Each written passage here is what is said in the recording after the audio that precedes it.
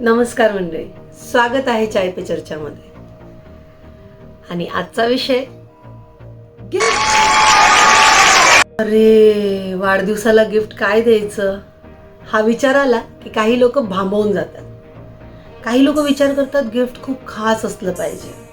काही लोक विचार करतात बघू देऊ काय. खरं सांगायचं, गिफ्ट फक्त वस्तू नव्हे, ते तुमचं व्यक्तिमत्व, तुमचं नातं, तुमचा विचार दर्शवतो. कोणते गिफ्ट द्यायचे, कोणते गिफ्ट टाळायचे आणि कोणते गिफ्ट विचारपूर्वक द्यायचे. तर मग चहा हातात घ्या आणि गोंधळ सोडवूया. सगळ्यात आधी आपण चांगल्या गिफ्ट बद्दल बोलणार. चांगले गिफ्ट कोणते? Personalise gift. आता पर्सनलाइज गिफ्ट म्हणजे एखादी फ्रेम. जेव्हा मी फ्रेम बोलते, अंडरलाईन, जेव्हा मी फ्रेम बोलते तेव्हा मी देवी देवतांची फ्रेम बोलते का नाही, तेव्हा मी महात्म्यांची फ्रेम बोलते का नाही, हुतात्म्यांची फ्रेम बोलते का नाही, महाराष्ट्राचे दैवत महाराजांची, छत्रपतींची फ्रेम बोलते का नाही.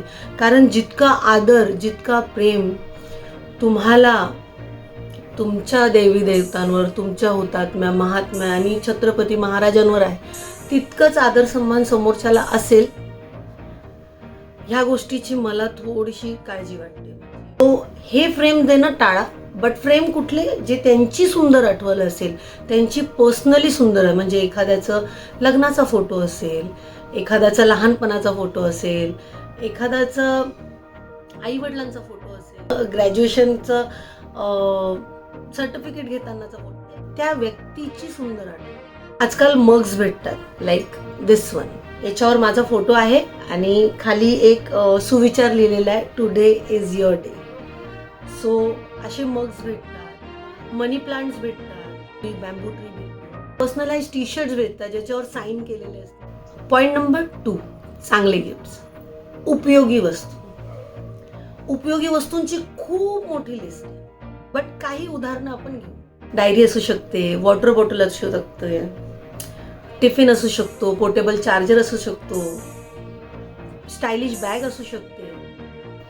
गिफ्ट उपयोगी असतील तर ते फक्त वापरले जात नाहीत, लोक तुमचं नावही लक्षात ठेवतात की ही वस्तू मला याने गिफ्ट दिली. पॉइंट नंबर 3, अनुभव. अनुभवाचे गिफ्ट तुम्ही देऊ शकता. मूवी तिकीट्स असू शकतात, एखाद्या सिंगरचं कॉन्सर्टचं तिकीट असू शकतं, एखाद्या हॉटेलचं वाउचर असू शकतो, एखादा डिनर प्लॅन केलेला असू शकतो.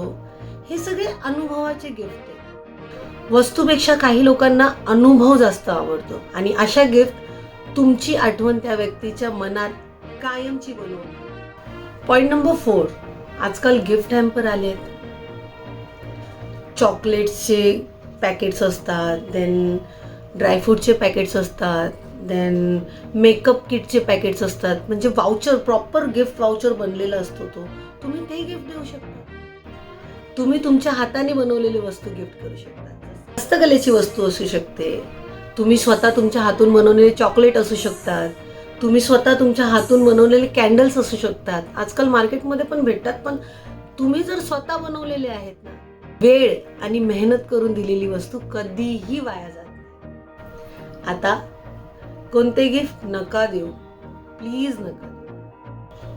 आता अशा गिफ्ट बद्दल बोलू जे गिफ्ट तुम्ही देतात पण समोरचा तो गिफ्ट बघून नाराज होतो.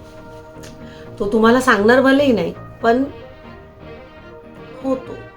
हा माझा अनुभव आहे. स्वस्त आणि बिना कामाच्या वस्तू. उदाहरणार्थी प्लॅस्टिकचे शोपीस नका देऊ, खराब दर्जाचे पेन नका देऊ, डुप्लिकेट फर्स्ट कॉपी असणारे कपडे, बॅग्स नका देऊ.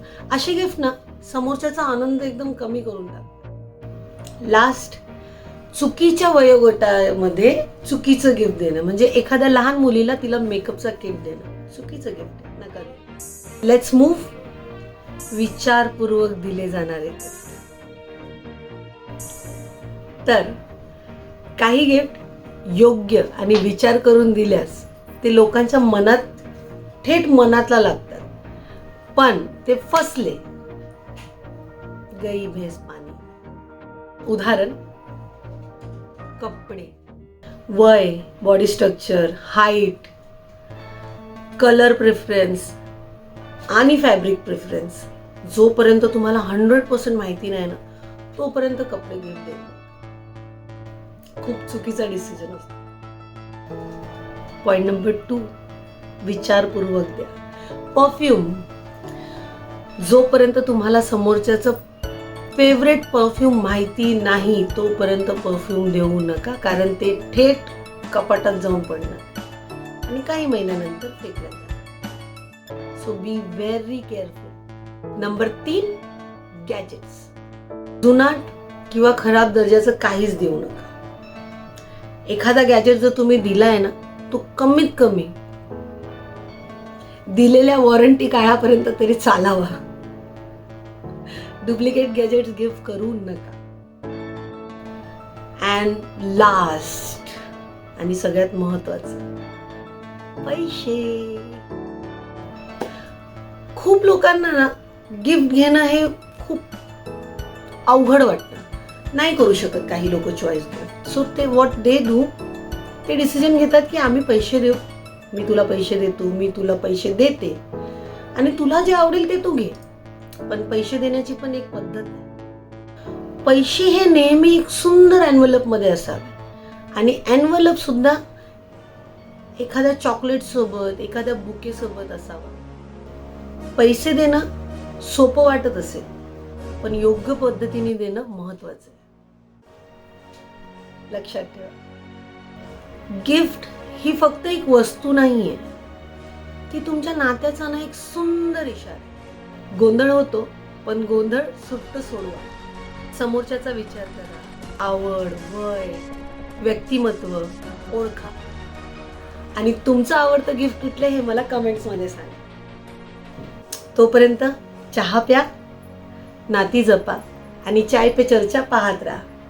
आणि जर व्हिडिओ आवडला असेल तर लाईक करा, सबस्क्राईब करा आणि जे तुमचे फ्रेंड्स, नातेवाईक गिफ्टसाठी गोंधळतात त्यांना हा व्हिडिओ नक्की शेअर करा.